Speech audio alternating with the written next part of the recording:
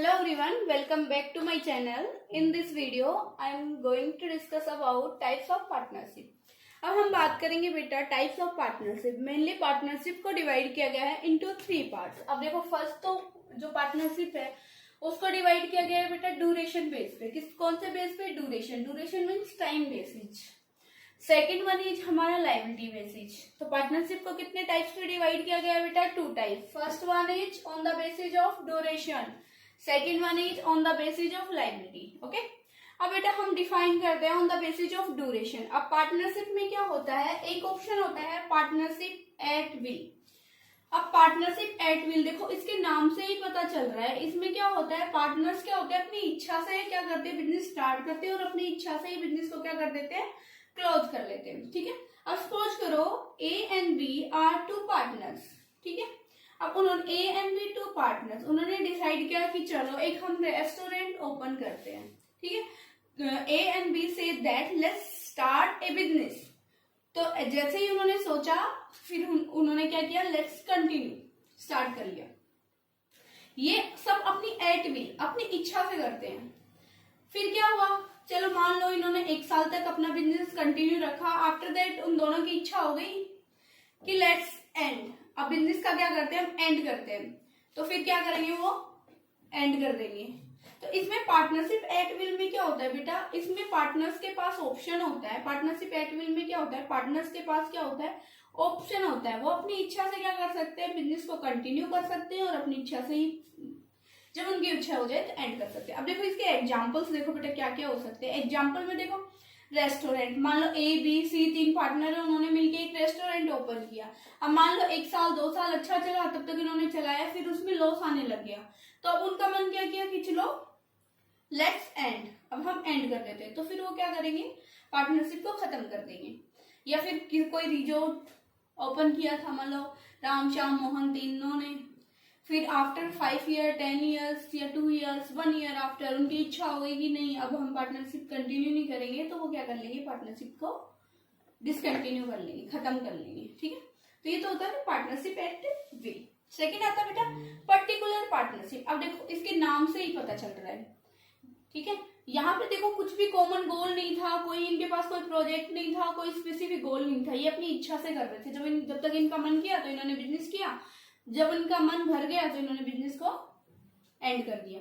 अब यहाँ पे पर्टिकुलर पार्टनरशिप में क्या होता है बेटा, पर्टिकुलर पार्टनरशिप जो होता है वो कंटिन्यू होता है, continue till the project is completed. जो पर्टिकुलर पार्टनरशिप है वो कब तक कंटिन्यू रहेगा, जब तक कोई प्रोजेक्ट कंप्लीट ना हो जाए। फॉर एग्जाम्पल, अब देखो इसमें एग्जाम्पल लेते हैं। सपोज करो जो कॉन्ट्रैक्टर होते हैं वो कॉन्ट्रैक्ट लेते हैं, बिल्ड ए सोसाइटी। कॉन्ट्रैक्ट लिया कि एक सोसाइटी बिल्ड करनी है, तो जब वो सोसाइटी बिल्ड करनी है वहां पे क्या होगा, उनके पार्टनरशिप होगी।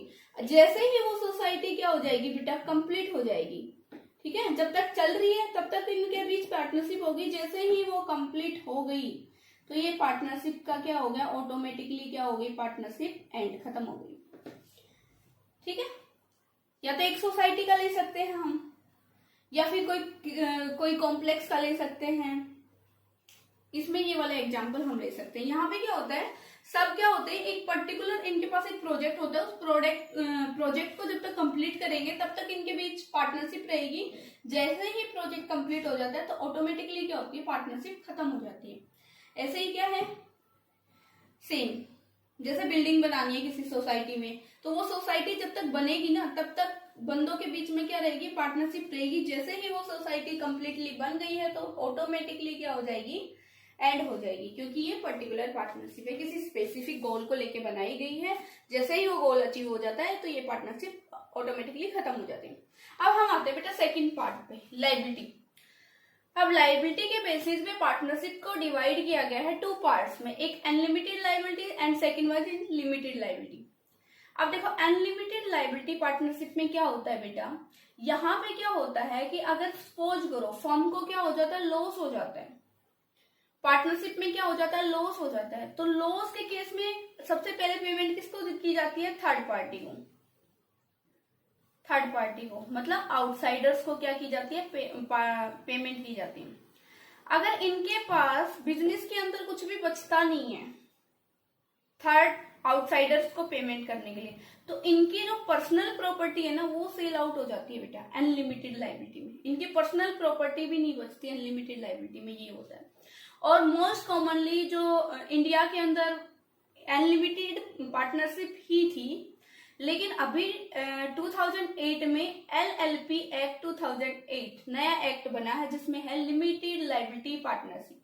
अब यहाँ पे क्या है, यहाँ पे देखो अगर फर्म को लॉस हो जाता है तो यहाँ पे पार्टनर्स की लायबिलिटी जो होगी ना जितनी डिफाइन है, क्योंकि ये LLP एक्ट है 2008, LLP का मतलब लिमिटेड लायबिलिटी पार्टनरशिप। तो यहाँ पे जो है बेटा पार्टनर्स की यहाँ पे पर्सनल प्रॉपर्टी सेल आउट नहीं होगी अगर फर्म को लॉस हो जाता है। यहाँ पे जो पार्टनर्स का जितना उन लोगों ने कॉन्ट्रैक्ट में डिफाइन है उतना ही लोग पेमेंट करेंगे, उससे ज्यादा ये लोग पे नहीं करेंगे। ओके, तो बेटा आज आपको समझ आया। आज हमने क्या किया, टाइप्स ऑफ पार्टनरशिप किया। यहाँ पे हमने 2 टाइप्स ऑफ पार्टनरशिप की, on the basis of duration और on the basis of liability. फिर ड्यूरेशन को भी फर्दर डिवाइड किया गया into 2 parts, partnership at will and particular partnership. ठीक है, पार्टनरशिप एट विल क्या होता है, पार्टनर्स अपनी इच्छा से स्टार्ट करते हैं, अपनी इच्छा से खत्म करते हैं। पर्टिकुलर पार्टनरशिप में क्या होता है, एक पर्टिकुलर कॉमन गोल होता है या फिर पर्टिकुलर प्रोजेक्ट होता है, वो प्रोजेक्ट जब तक कंप्लीट नहीं होता तब तक इन लोगों के बीच में पार्टनरशिप होती है, जैसे वो खत्म हो जाता है पार्टनरशिप भी खत्म हो जाती है।